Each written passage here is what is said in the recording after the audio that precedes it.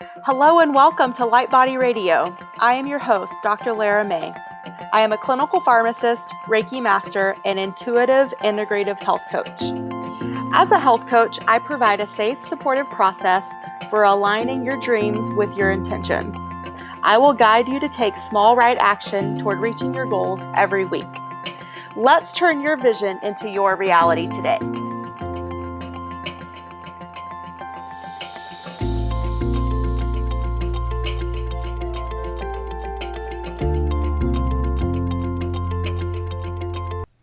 Hey everybody, it's Dr. Lara May here, and today I want to talk to you about the new silent killer.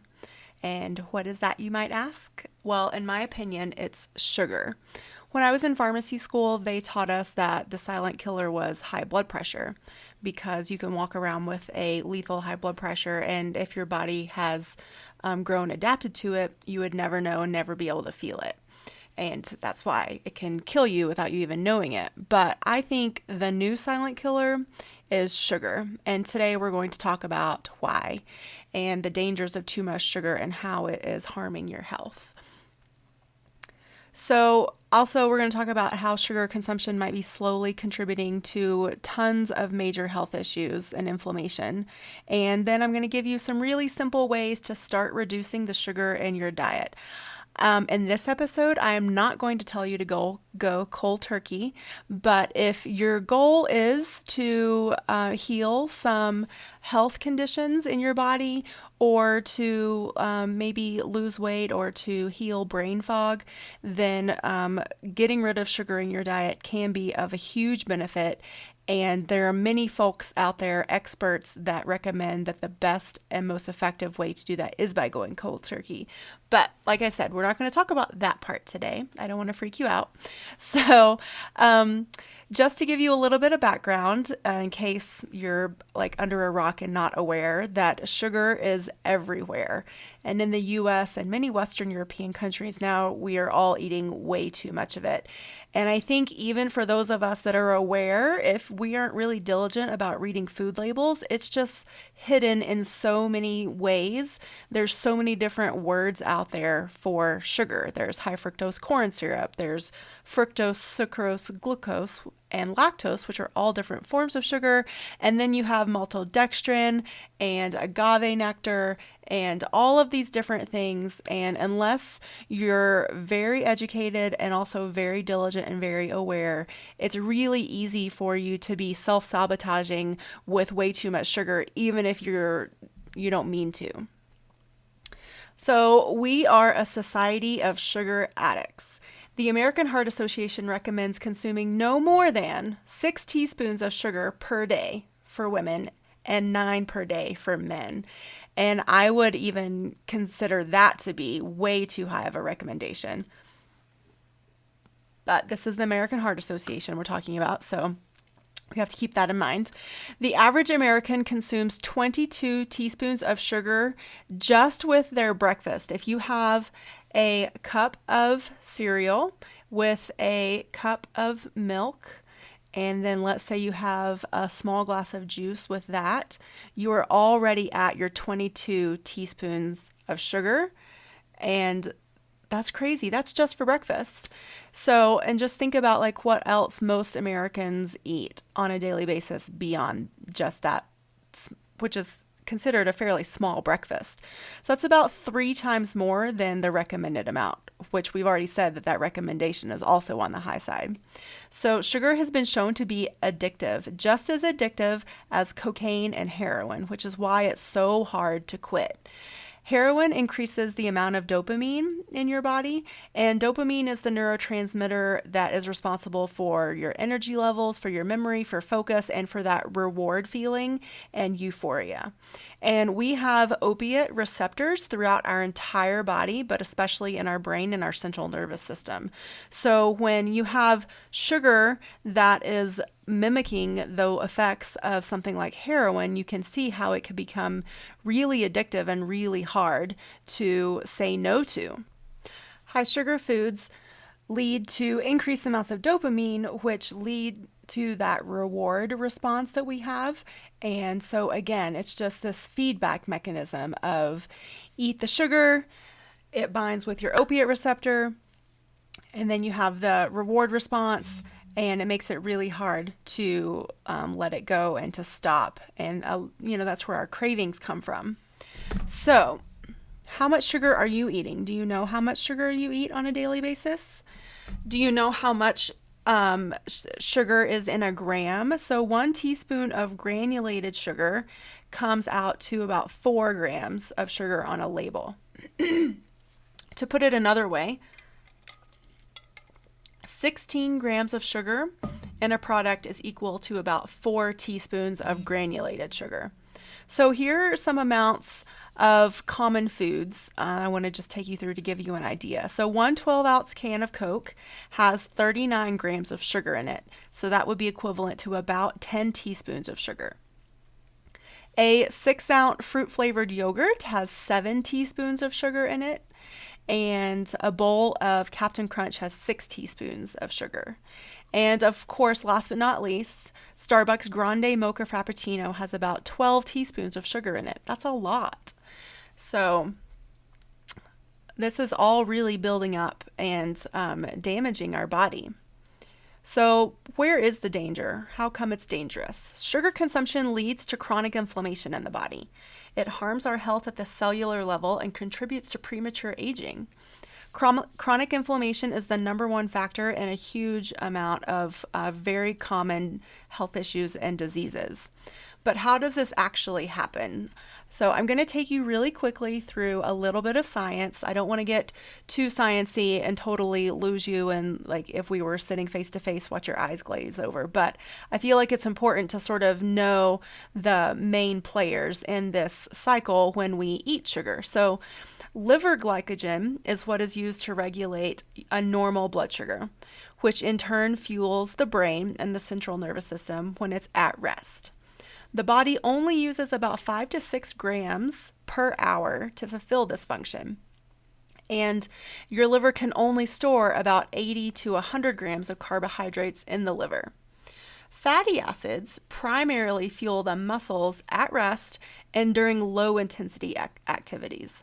Muscle glycogen is really only used to fuel the muscles during an intense exercise session. So most Americans don't ever get to this intense exercise level. And so they're not burning through their muscle glycogen. The body can store between 300 and 600 grams of carbohydrates as muscle glycogen across the entire body, depending on the size of the body. So a sedentary person is not exercising and burning through these muscle glycogen stores, so they don't need to worry about replenishing with a high carbohydrate intake. So what happens if you continually eat an excess of calories and carbs day after day? So let's go through that really quick. So once the liver glycogen is full, and once your muscle glycogen is full, the excess carbs will be stored as fat. Everything on top of that will be stored as fat. So with chronically elevated blood sugar and insulin levels, the body has no need to burn fat as a fuel source because its stores are all filled up, right? The body will never be forced to tap into its body fat stores as a reserve fuel. So that translates to you're not going to lose any body fat. Becoming fat adapted has nothing to do with downing butter bombs all day, but it is more about not downing sugar all day. In addition, any dietary fat you take in will not get used as a fuel source if your stores are already full. It will simply be stored as more fat. So again, you will gain body fat. Over time, if you keep this up, your body will start to become insulin resistant, which means that the insulin can no longer properly do its job of clearing glucose from the blood and depositing it into our cells. And so the sugar backs up in the bloodstream, which leads to high blood glucose levels, which leads to type 2 diabetes. And type 2 diabetes is a huge risk factor for cardiovascular disease, stroke, kidney disease, and so many more things. So this is why lower carb diets may be the best approach for improving our body composition, as well as decreasing the biomarkers for other health problems. And there is a lot of research out there that supports this stance. So that was my quick and dirty science lesson for you for the day. But to give you a very distilled version of all the chronic inflammation and all the things that sugar can lead to, I'll just go give you a quick list: heart disease, high cholesterol, type 2 diabetes, cancer, because what is cancer? Cancer is uncontrolled cell growth, and we know that now that cancer feeds off of sugar. Autoimmune disease, inflammatory bowel disease, bacterial and yeast infections, obesity, unhealthy weight gain, depression, anxiety, arthritis, allergies, asthma, stroke, and so many others. These are all related to chronic inflammation, which can be traced back to overconsumption of sugar. That's a lot, right? That's a lot to take in. So, now I want to give you 5 simple ways to start reducing your sugar intake. So these are really simple, and again, these aren't meant to like shock you into any major changes, but to ease you in and to show you that it's really easy with just little things to change a big thing in your life. So, the first one is replace your sodas and your sugary drinks with sparkling water and or herbal teas. So at any point where you have a super sweet coffee drink from Starbucks or a regular full calorie soda, or I don't know, like fruit punch, or juice boxes, I mean, a lot of us have kids, and what our kids like and eat. I feel like sometimes the parents, just out of convenient, will also eat that. And so maybe we should also be cognizant about how much sugar we're pumping our children full of. So definitely try to replace all of those high sugary drinks with something a lot simpler, like water with lemon. Herbal teas, you can get fruit infused herbal teas that have the sweeter flavor but don't have all the sugar. You can actually try some LaCroix or some of those sparkling waters, although I am a little skeptical about how they get those delicious flavors in them without any calories. Or if you look at the ingredient list, it just says natural essences or something. So I don't trust big food companies, so it makes me nervous, but I drink LaCroix too.